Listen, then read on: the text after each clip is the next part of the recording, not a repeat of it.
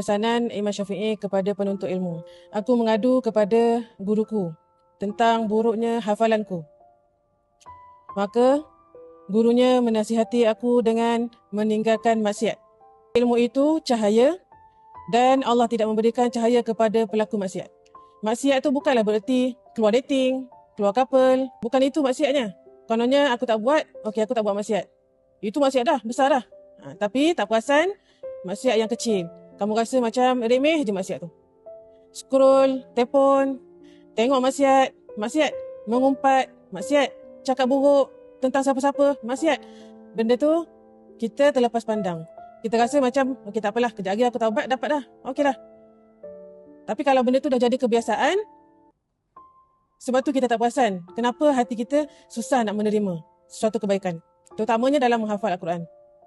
Jadi jaga-jaga. Tangan kamu tu jaga-jaga. Hati, mulut, mata, semua kena jaga. Segala maksiat, mengumpat, cakap buruk, sombong, buang jauh-jauh.